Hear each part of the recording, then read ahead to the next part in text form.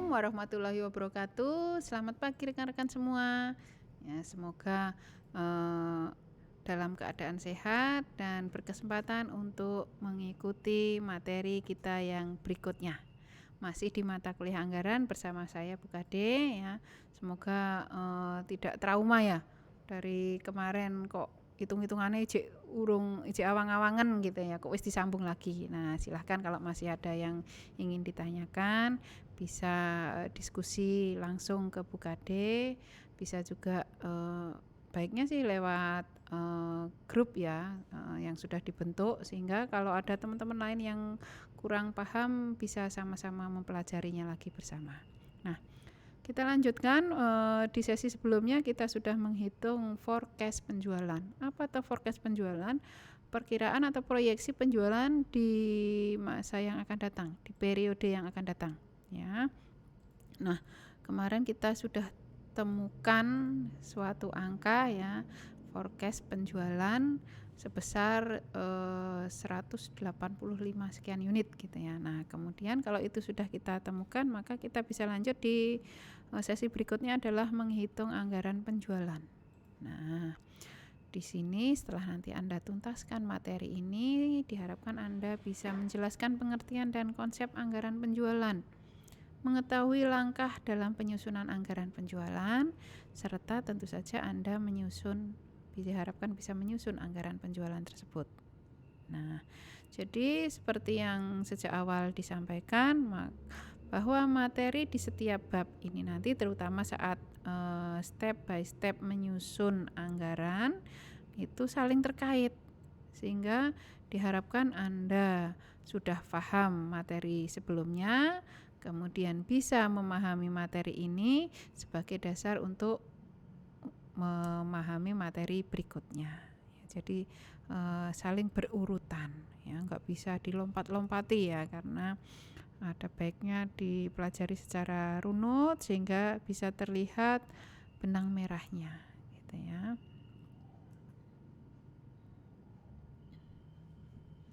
Nah, apa yang dimaksud dengan anggaran penjualan? Ya, anggaran penjualan adalah anggaran yang merencanakan secara terperinci tentang apa. Namanya juga anggaran penjualan ya, tentang penjualan ya selama periode yang akan datang. Ya kan, di forecast kita sudah tahu bahwa kita ternyata bisa menghitung forecast penjualan untuk periode-periode yang akan datang, tidak hanya 1 tahun berikutnya saja, tetapi di tahun-tahun berikutnya juga. Ya, apa saja yang nanti kita akan dapatkan informasinya dari anggaran penjualan ini? Tentu saja dari jenis barangnya, jumlahnya, harganya, waktu penjualannya, serta tempat atau daerah penjualannya.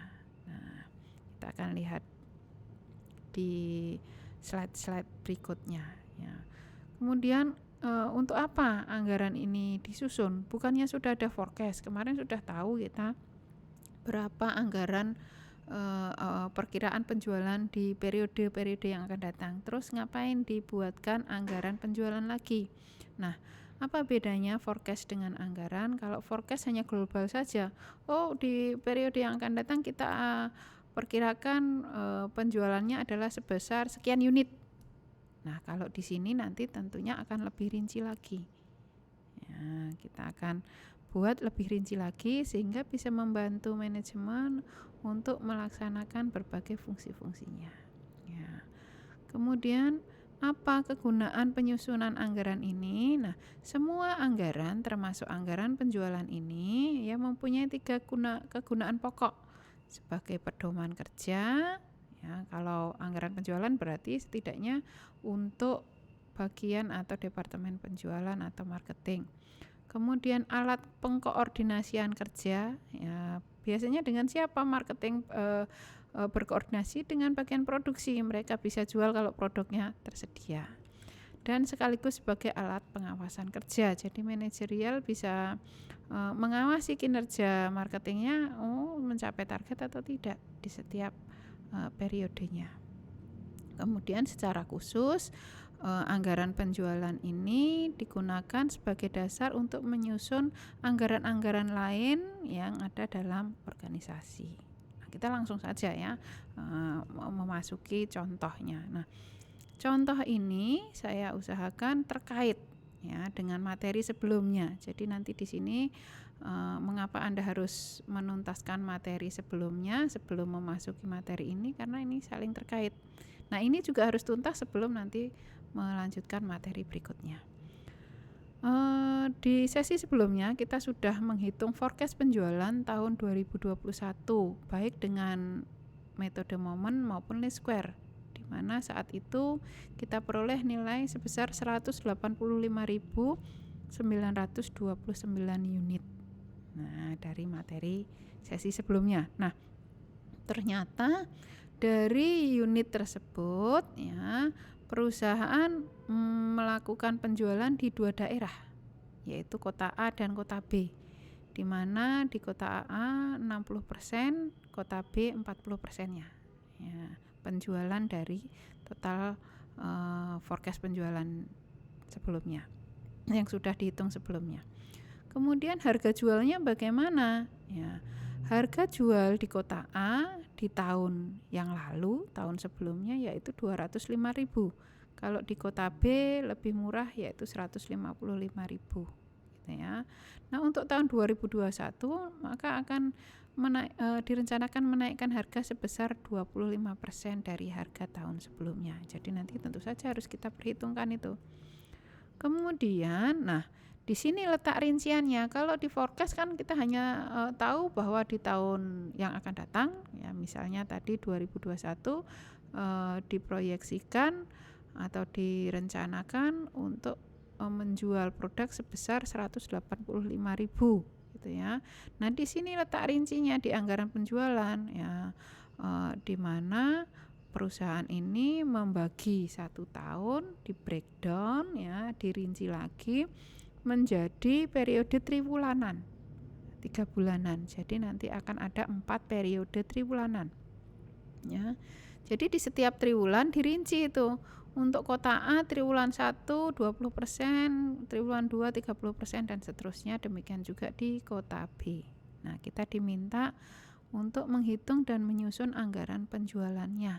Harus rinci berdasarkan menurut triwulan dan di setiap daerah.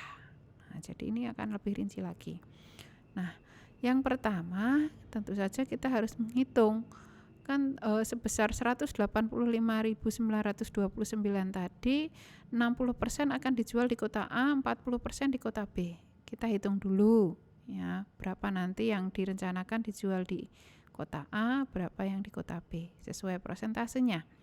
Nah, karena di sini satuannya unit ya, tentu saja kalau ada koma ya harus kita jeli bulatkan dengan baik ya, karena nggak mungkin yang 40% ya kita jual di kota A ya, yang 64 yang sebagian besar kita jual di kota B ya, 0,4 unit di kota A, 0,6 unit di kota B, nggak bisa. Nah, sehingga kita harus jeli membulatkan angkanya sehingga saat dijumlah pun harus sesuai dengan unit proyeksi atau forecast penjualannya ya. Di situ Bu Kade berikan contoh bagaimana cara membulatkan yang baik gitu ya.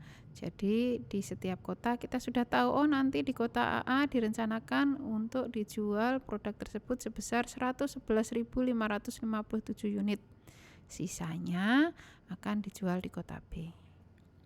Kemudian ya, itu tadi dalam 1 tahun. Kemudian kan periodenya dirinci lagi ke periode triwulanan, sehingga akan ada 4 triwulan ya. Nah, kita hitung dulu yang di kota A. Tadi sudah ketemu dalam 1 tahun akan direncanakan atau diproyeksikan menjual sebesar 111.557 unit. Nah, kita rinci ke periode triwulan sesuai dengan arahan atau data yang dimiliki tadi. Di triwulan 1 20%, triwulan 2 30% dan seterusnya. Nah, di sini pun ya karena angkanya memang tidak bulat, harus kita bulatkan ya. Harus kita bulatkan. Bagaimana? Sebenarnya tidak ada aturan baku harus dibulatkan bagaimana. Nah, tetapi berdasarkan pengalaman biasanya manajemen akan tahu, oh di tahun-tahun berapa, di periode berapa gitu ya, di periode berapa terjadi penjualan yang meningkat biasanya. Misalnya kalau seragam berarti di bulan tertentu ya, Mei, Juni, Juli itu biasanya ya, Juni, Juli terutama akan ada peningkatan. Nah, biasanya kalaupun ada pembulatan bisa dimasukkan ke situ atau di mana saja sesuai dengan kebijakan perusahaan. Ya. Kalau di sini kita lihat ya, kalau komanya harusnya ya, kalau secara umum komanya kecil semua. Lah kalau semua kita bulatkan ke bawah maka akan ada sisa. Ya. Kalau dibulatkan ke bawah maka jumlahnya akan tidak sama dengan target proyeksi penjualan tadi 111.557 ya. Jadi nilainya kalau dijumlah harus kembali ke nilai semula ya. Jadi usahakan tidak lebih dan juga tidak kurang ya. Jadi maka bagaimana kebijakan manajemen? Nah, di situ ada catatan, maka manajemen memutuskan untuk menurunkan nilai di triwulan 4. Nah, kebetulan triwulan 1 dan triwulan 4 itu komanya lebih besar dibandingkan triwulan 2 dan 3. Sehingga karena 2 dan 3 lebih kecil ya dibulatkan ke bawah. Tapi kalau triwulan 1 dan 4 dibulatkan ke atas semua, maka akan kelebihan nilainya 1 unit. Sehingga mana? Apakah triwulan 1 atau 4 yang ditambahkan gitu ya, atau yang mana yang dibulatkan ke atas, mana yang dibulatkan ke bawah. Nah, di sini manajemen memutuskan untuk menurunkan nilai di triwulan 4, maksudnya pembulatan ke bawah, yang ke atas adalah di triwulan 1. Apakah harus demikian? Ya tidak, seperti disampaikan tadi bahwa tergantung kebijakan perusahaan. Nah, kemudian kota B juga sama caranya. Ya, dari unit proyeksi penjualan dalam 1 tahun 74.372 unit, kita rinci lagi ke setiap triwulan, kemudian juga di mana kita harus lakukan berbagai pembulatan. Nah, kalau di sini kebetulan angkanya cukup bagus ya, sehingga kalau yang 2 dibulatkan ke bawah, yang 2 dibulatkan ke atas masih memenuhi, ya lakukan. Nah, biasanya seperti itu. Nah, kalau dijumlah harus kembali ke proyeksi penjualan dalam setahunnya gitu ya.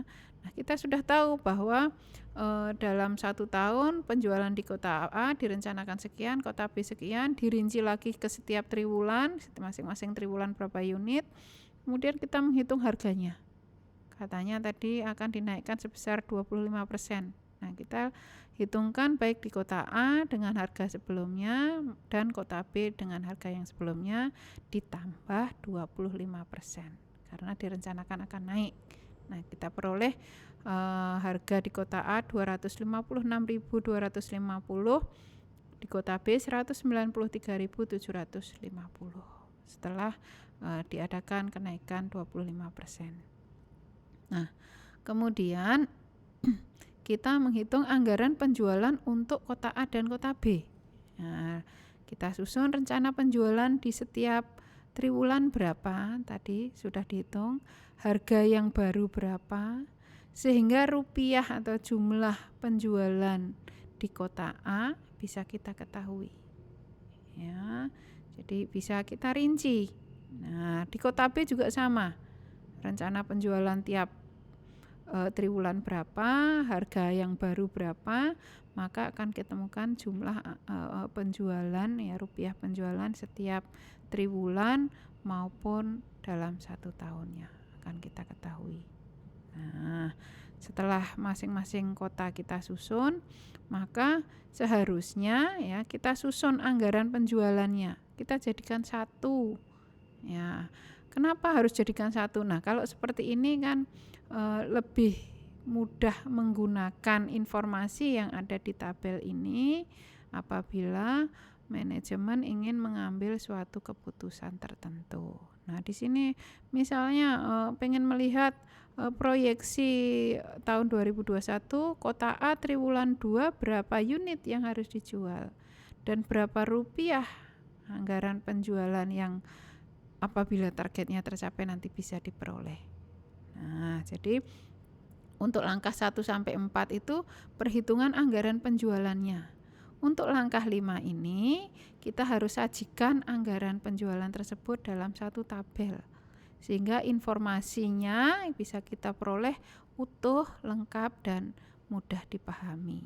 Sehingga nanti bila mana manajer ingin menggunakan informasi tersebut untuk menganalisis ataupun untuk mengambil keputusan tertentu bisa dilakukan dengan baik. Ya, di sini juga sekaligus ditambahkan totalnya juga bisa sehingga diketahui triwulan 1 itu terjual berapa unit tuh secara keseluruhan baik di A maupun di B. Berapa rupiah nanti yang akan diperoleh hasilnya dari penjualan tersebut. Nah, di sini akan lebih lengkap, akan memudahkan manajemen untuk menganalisis maupun mengambil keputusan. Nah, demikian untuk sesi kali ini anggaran penjualan. Silahkan apabila ada yang belum jelas akan kita diskusikan bersama nanti di forum-forum berikutnya. Terima kasih. Wassalamualaikum warahmatullahi wabarakatuh.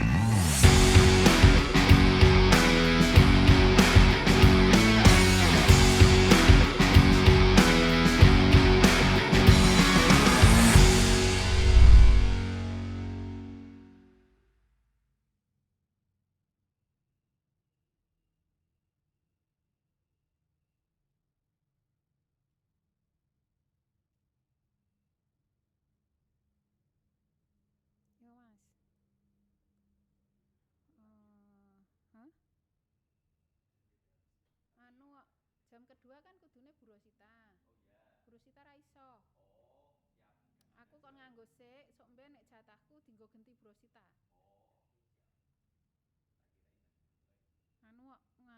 Bojone vaksin.